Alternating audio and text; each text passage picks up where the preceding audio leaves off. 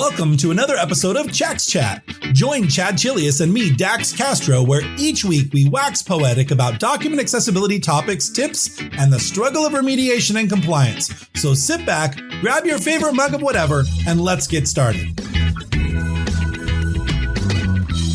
Welcome, everyone. Today's podcast is sponsored by Venngage. Venngage is a design platform which isn't just about creating stunning visuals, but also about inclusivity and accessibility. Venngage doesn't just simplify your design process, but it takes it a notch higher with built-in accessibility features. Whether you're looking to run accessibility check on your designs or export them to the PDF UA format, Venngage has got you covered. So head on over to venngage.com, that's VENNGAGE.com, and check them out. My name is Chad Chilius. I'm an Adobe certified instructor as well as director of training solutions and principal at Chax Training and Consulting. And my name is Dax Castro. I'm director of media productions here at Chax Training Consulting, and Chad and I are both certified as accessible document specialists. And if you'd like your certification, head on over to accessibilityassociation.org/certifications. Chad, how you doing, man? Doing well, buddy. How about you? Not too bad. Not too bad. I am excited to move forward on my koi pond after pouring my concrete. Everything went well, and we're on to the next phase. So I'm excited. Progress is good, right? Especially when you're on a construction project like that. It's nice to see the light at the end of the tunnel, so to speak, right? Yeah. Well, I have what's part of this koi pond is I've got a 6-foot window. It's 3 feet tall, 6 feet wide, and it's 1.5 inches thick. And it is the glass where you'll be able to see into the koi pond. And so after I get this finished building this next course of bricks, I have to actually place where this window is going to go. And it's big and heavy, and it was very expensive. And I'm really scared to get to that part of the thing, because if it drops or breaks or cracks or whatever, I am screwed. Are you going to share the project cost with us when you're done? No, you're not. Never. I thought going into it, it's going to be 8-10 grand, maybe 15 grand. Yeah, no, those numbers have long since they've come and gone. So. But it's going to be amazing, and I can't wait to share what it's going to look like. So anyway, I know we blather on in the beginning here. For those of you who are new to the podcast, welcome. We love you, and so glad you're here with us. We started this 3 years ago, and we are on episode 99. Chad. Wow. 99. Next episode will be episode 100. Oh man. So yeah, we should do something exciting for episode 100, right? Yeah. Maybe I'll get I'll get a Chax chat tattoo. There you go. That would be actually kind of cool to do that. I don't know where I'd put it though. I'm running out of room. So, yeah. Anyway, so thank you guys for being listeners. Today's topic we're going to talk about is color contrast and color blindness. 2 weeks ago, it was National Colorblind Awareness Day, and somebody posted a post that says, it's Colorblind Awareness Day today. This was a couple weeks ago. I prefer to call it color vision deficiency, as does the NHS, because it rarely, but only, sorry, let me try again. As it's only very rarely that someone has full color blindness. And you and I talked a couple podcast episodes ago about Venngage's color they have color simulation modes inside their thing. And for those of you who haven't listened to that podcast, they're an alternative to Canva, and they've got a whole bunch of accessibility tools. But one of the tools they have is a color simulation set where you can do all sorts of colorblind simulations, deuteranopia, protanopia, and one of them is full color blindness, which would be someone who can only see in black and white, which is super rare. Super rare, yeah. Yeah. So today, Chad, I think we should focus on giving people some tools they can use, and maybe talk through a couple of scenarios for how they can make their designs that include color more accessible to people who are color deficient.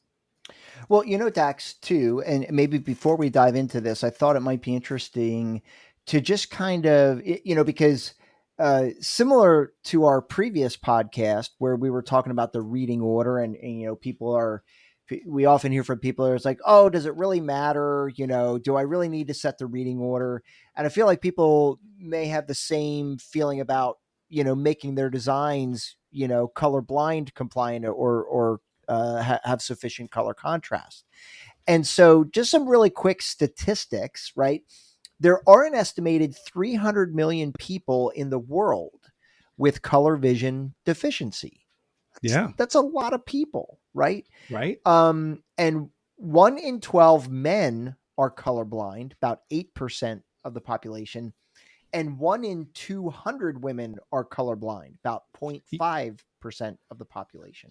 If that is definitely, if you're a woman, the chances of you being colorblind are very low. However, another statistic to note is that people who have darker complexion have a lower propensity for color blindness, and people who are whiter in complexion. So if you're from Scandinavia or Norway or the UK or anywhere where you're predominantly white, your chances of being colorblind go up to as much as 11%.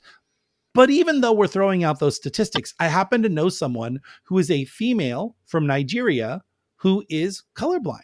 So yes, maybe 0.5% or 0.25% for someone. The statistics help us bring awareness, but it doesn't, even the smallest piece of statistic means that person could be affected. Sure.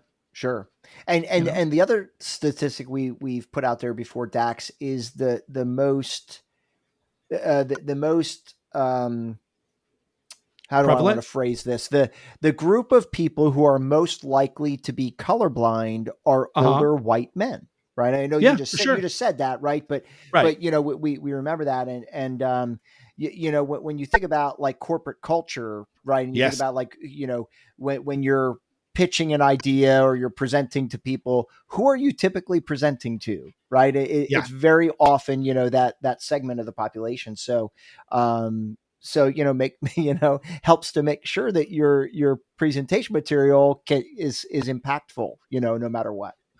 Well, it's interesting because you think about this most of the time when we're submitting, in my world, it's submitting submission for an RFP. An agency puts out an RFP, a request for proposal, and you supply a proposal amongst a bunch of other people who are submitting proposals for their trying to win the project. And people might say, well, colorblind design doesn't really matter. That's not going to make or break whether I win the project or not. Right. No. But if there's a panel of 10 people that are judging your presentation and you've used colorblind friendly designs, that one person who is like, wow, okay, they get it. Because they're so used to being marginalized, when someone's deliberate about making a change by adding a label or a line stroke or a shape, you have now probably won that person over, as long as everything else is equal, your skills and all that. All things being equal, you've now made a champion in your corner. And I think people don't realize that.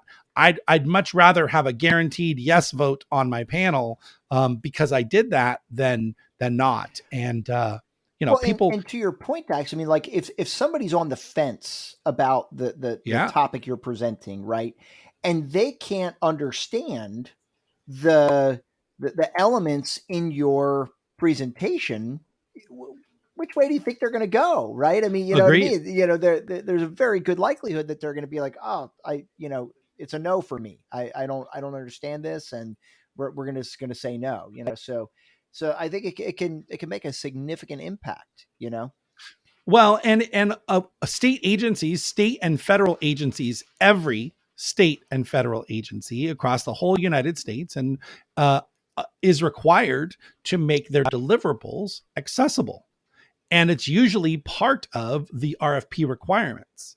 So if your submission is using accessibility best principles, then you have a much higher likelihood of them going, oh, they understand accessibility. And so we're not going to have to fight with them to figure out, if their content is accessible or not. They already know. And sure, guys. it's a learning curve, isn't it, Dax? Right? I mean, you Yeah. don't just wake up one day and you're like, oh, I'm just going to design this with color contrast and colorblind friendly in mind. It's a learned skill, right? Right. You've taught me a lot, Dax. You're able to look at colors and be like, oh, that meets minimum color contrast. I can't do that yet. I'm Sure. not quite at that point, but I use tools that validate whether it is or it is not in compliance, right? I just leverage the tools to ensure that they can. So, Yeah. Maybe one day I'll be where you are. Oh, well, I'm sure you could probably look at a font and go, that's 36 point and, or tell me what font it is. Oh, that's, Benbow bold or whatever, I'm probably not there yet either. We all have our strengths. I drive my wife crazy because I can pick out papyrus from 7 miles away. And whenever I see a logo built in papyrus, I'm just like, oh. Can we just choose another font, another crystal shop who uses papyrus? Right. Oh, so, I think it's a conspiracy. You must use papyrus if you run a massage parlor, a holistic healing thing, or a crystal, shop, yes, an incense shop. And hobo is only appropriate if you're opening a lemonade stand, right?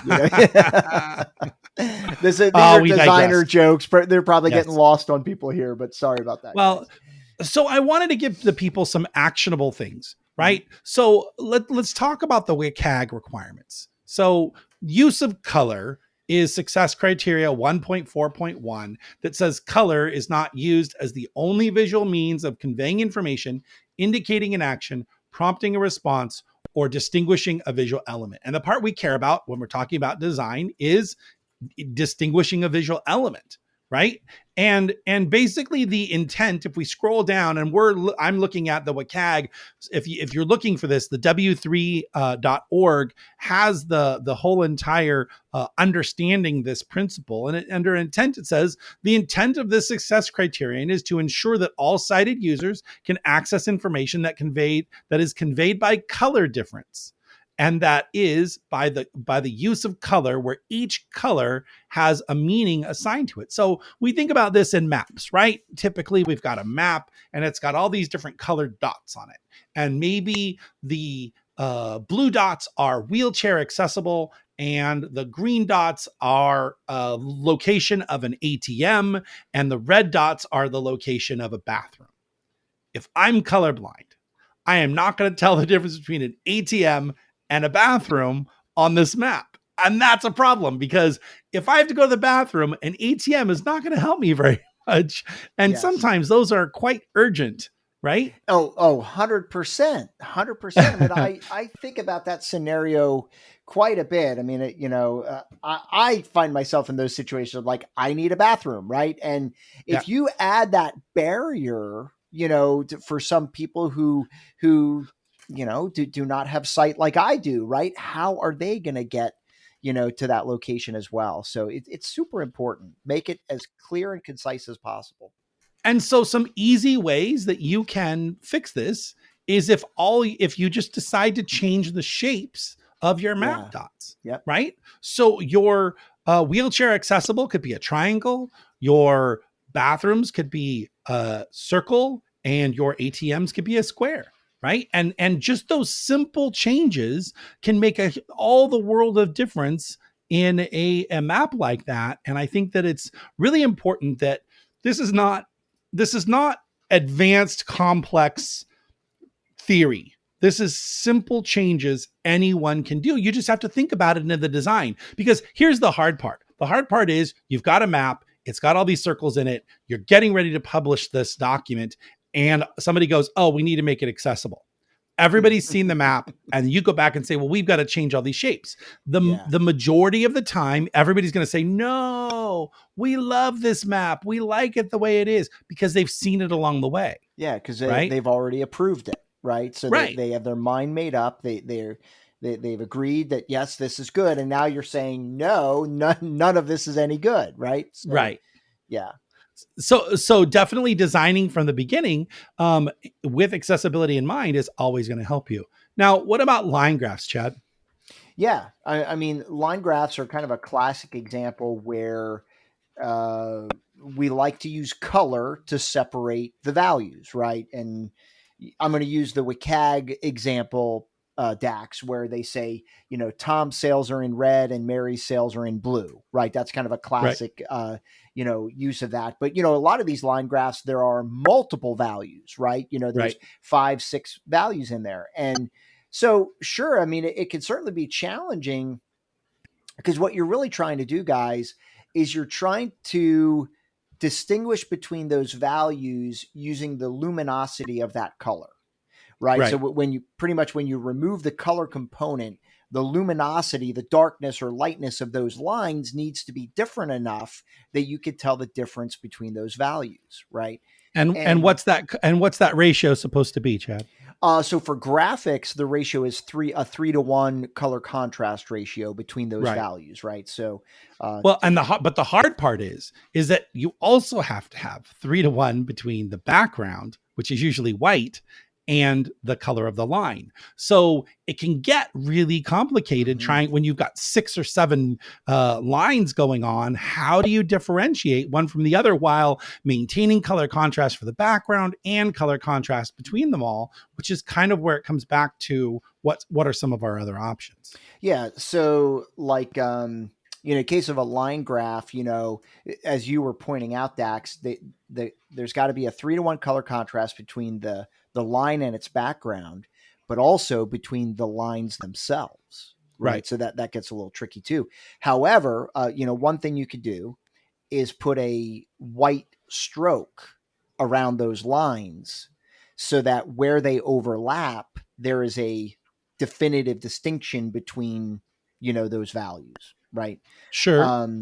And certainly another thing you can do is avoid using color. Well, this is a WCAG principle, but avoid using color as the only means to distinguish between those values. So one way to do that is to add a pattern to those lines, right? So Right. like within the line, you could do like a dotted pattern, a striped pattern, square pattern, checkered pattern. You have a lot of options in there. You could leave some of them solid if the colors are different enough, but for the other ones, you could put a pattern in there to further distinguish them between one another. Well, if the strokes are thick enough, you could definitely do that. But what happens when the strokes are really thin? You just got a 1-point line. Adding a pattern there really isn't going to help. So what are our options? Well, as I said, you could put a stroke around them, right? So you'll have a 1-point stroke and then put like a white border around those elements so that where they overlap, now there's a higher distinction between those elements, right? That's well, and then of course we could also use a dotted line or a dashed line or yeah. I guess that kind of goes back to the pattern, but you're right. I wasn't describing it correctly. So yeah. I mean, well, if you have a pattern fill, well, we're just for those listening, right? There's 2 different options here. If you have thick line and your line is, 25 point, you could definitely add a texture to the line, a crosshatch or something else, like you said. But when the line is thin, that pattern isn't going to work. So now you need a stroke of a dotted line or a dash line or a dot and dash combination. And what's nice is in Illustrator, you have the gap, you have the dash and the gap. So you have lots of control over different patterns. Yeah. You could even do a dashed line where the dashes are really close to each other, and then another dashed line where they're further apart. Right. And that makes them easily distinguishable between one another. Or you can even make it a dash and then 2 dots and another dash and 2 dots. I mean, there's all sorts of things you can do, but it's about making sure that they're different, right? In addition to that color contrast. Now, the other thing that you can do is add labels, right? Adding a label to the end of the line will definitely help. In fact, a lot of the times it makes the bar chart or line graph much easier. Well, in this case, we're talking about a line graph, but much easier because you can remove the legend. Now you don't have to worry about the legend being in there because you now have labels that tell you what all those different values are, and it makes a difference. Yeah, because like the legend, that could be a cognitive barrier, Dax, right? Because you're forced to compare the graph to this legend, and create a correlation between the two. And that could be a cognitive load, right? I mean, that could be a challenge for certain people to establish that relationship between those two elements, where when you just put a label right there on the graph, it's a lot easier to perceive. I don't know how many times I've looked at a legend and the amount of line in the little box that is supposed to tell me what it is so small that when you start having 6 or 7 different variations of a dot or dashed line, you don't get enough of that pattern inside the legend to really know what's what. One of the other things that you can do is when you have data points from, your line changes across a graph, having those data points be different shapes, right? So if a data point can either just be a change in angle, or there can be an actual shape at that data point. And when you have different different lines, you could have one of those data points be a square on one series and one be a triangle, right? Mm-hmm. And that really can help too, as you're looking at, when we're talking about ones that overlap each other, it really helps you differentiate kind of one thing from another. So that's definitely another one. So, Absolutely. Yeah, I know you can appreciate this, Dax. You and I were both in the Boy Scouts, and looking at an orienteering map. Yeah. With the what are those lines called that show that contour elevation? lines? The contour lines, man, that they could be really challenging to read. Yeah. So, I just thought about that as we were having the discussion. Yep. And they use labels, right? So as a contour line goes around, there's usually a gap. And in that gap, it has a number that has an elevation, or it's usually an elevation that tells you kind of how high, what the difference is there. So definitely. Yeah. So let's talk about pie charts, right? So pie charts are another common one, right? And so when we have pie slices and the slices touch each other, again, we have to have a 3-to-1 color contrast between one pie slice and another pie slice. And sometimes that's hard based on the color values that we have. But if you add, like you said earlier about the line graphs, if you add a white stroke that sufficiently separates each of the different pie slices, now that slice only has to be 3-to-1 color contrast between it and the background. And that's a really nice way to kind of make sure that it's one item is distinguishable from another.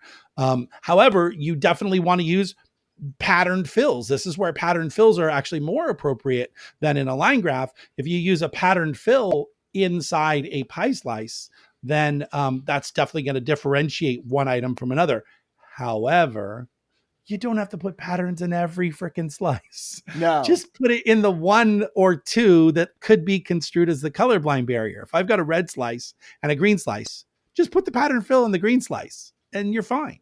And I would say, Dax, of all the different graph types, pie graphs are the easiest ones to add labels to make it very clear the meaning, right? I mean, they just kind of, I feel like they just lend themselves to easily putting a label on the slice and being like, this is, like I said, Mary's sales and this is John's sales or whatever, I think it's clunky when you add a legend to a pie chart. I think it just looks odd that you've got this legend hanging out on the side. Just add, you can put the number, the percentage inside the pie slice, making sure you have good color contrast, put the label on the outside. There's lots of different ways you can go about it. Now, of course, when you've got a pie, and sometimes you'll have 50 slices because one area is like nothing but like 1%. I've seen pie charts where, there's 50 items, there's 8 main categories, and then there's like 42 small categories, right?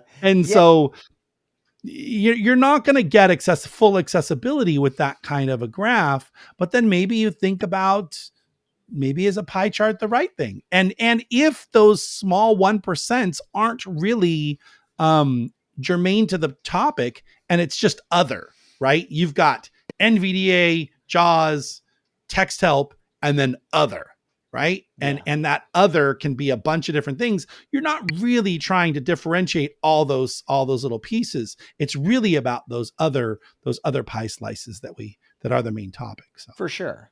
Yeah. No, that makes a lot of sense. Well, and then bar charts, Chad. So bar charts are another one that we see all the time. And what's typically a problem is when you have a series. So you've got product A and product B and product C in the months of January, February, March, April, May, on down the line. And so you've got 3 bars all right next to each other for January and 3 bars all right next to each other for March.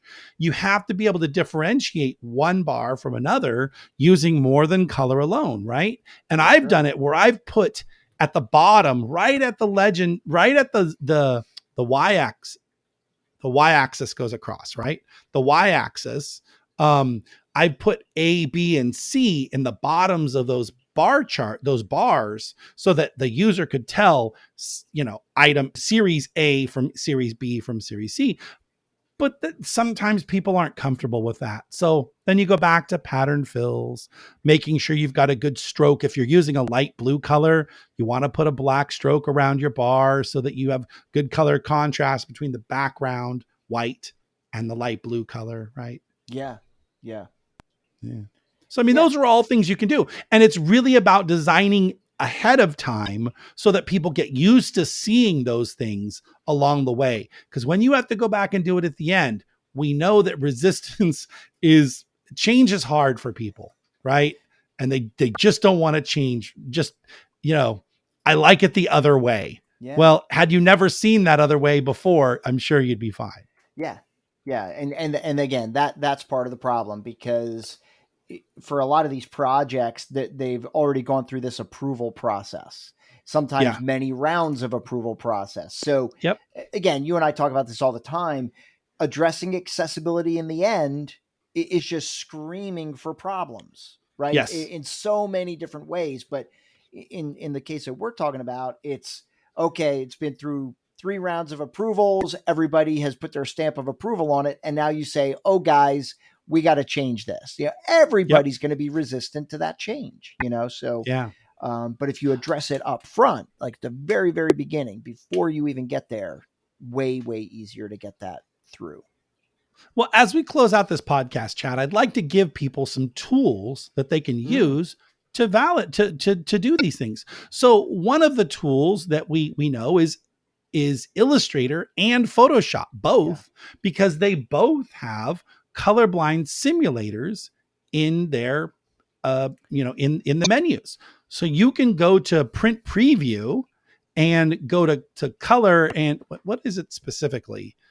Print preview, proof colors. So you go to the view menu, go to proof colors, and then you have Protanopia and Deuteranopia that you can choose to preview it. Yep. And I would say use Deuteranopia. There's not a big difference in between, but Deuteranopia is the more prevalent colorblind method, and both in Photoshop and Illustrator. The other tools you can use, I wish InDesign had a color contrast analyzer. But you can actually use a script that we developed for InDesign, which is called the Color Contrast Validator. And what it does is compare a bunch of different swatches in your swatch panel all in one shot. It's there's a company, a website out there called 8Shapes, and 8Shapes did an HTML version of this same process where you paste in all your hex colors and it shows you every combination. We developed this one inside InDesign, so it will automatically grab your entire color palette. So there's no copying and pasting. So if you're interested, accessibilityscripts.com is where you can go find that one. The next one is the Color Contrast Analyzer by TPGI. And if you just go look up Color Contrast Analyzer, you're gonna find it. It's usually the first link, and it's a free download. And then finally, color.adobe.com has both a colorblind simulator, a color playground, a color contrast analyzer, and then it also gives you suggestions on other color contrast things that are in fact other color contrast combinations that are close to your color. So that's kind of a really cool thing. And so I'm going to do a shameless plug here. I mean, if anybody's interested in seeing this in action, I'm going to be speaking at Adobe Max in October. And my presentation goes over proofing the colors in colorblind mode in Adobe Illustrator or Photoshop, and it kind of demonstrates some of the things that we've been talking about. So if you're interested, head on over to adobe.com and sign up. Yeah, actually, and my session on Matt at Adobe Max is a lab. I have 2 sessions completely full, but there are 2 more sessions available. I think there's still room in session 3, and 4 is wide open if we get that far. And I'll be using the color contrast validator inside our sample document to be able to show you how that all works. So we'd love to see you at Adobe Max. Yeah. Head on over to, you can actually go to adobe.com to register, but I also run a Facebook group called Max with Dax. And if you go to Facebook and look up Max with Dax or Adobe Max attendees group, you'll find that group. And there's almost 4,000 people in that group. And we are a great big family of designers and content creators that really help each other out year round, not just during the time for Adobe. So check that out. For sure.